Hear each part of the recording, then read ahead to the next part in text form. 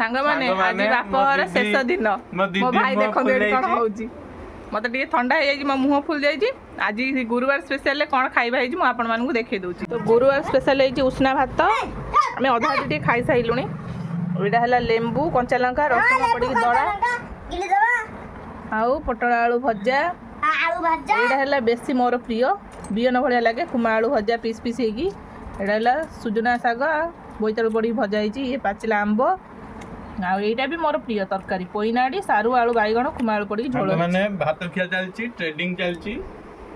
ଇଏ ହେଲା ଭାରି ଟ୍ରେଣ୍ଡିଂ ପିଲାଟି ସବୁବେଳେ ତାର ସେଇଥିରେ କାରବାର ଆଉ ଆପଣମାନେ ଯେଉଁମାନେ ଇଚ୍ଛୁକ ଅଛନ୍ତି ଟ୍ରେଣ୍ଡିଂ ବିଷୟରେ ଜାଣିବା ପାଇଁ ନିଶ୍ଚିତ ମୋ ଭାଇଙ୍କୁ ମାନେ କ'ଣ କଣ୍ଟାକ୍ଟ କରନ୍ତୁ ତ ଆଜିର ଖାଇବାଟି ଆପଣମାନଙ୍କୁ କେମିତି ଲାଗିଲା ମୋତେ ନିଶ୍ଚିତ କମେଣ୍ଟରେ ଜଣାଇବେ ଆଉ ଆପଣମାନଙ୍କ ଘରେ କ'ଣ ହେଇଛି ରୋଷେଇ ସେଇଟା ମଧ୍ୟ ଜଣାଇବେ ଆଉ ଶେଷର ବାପଘର ଖାଇବା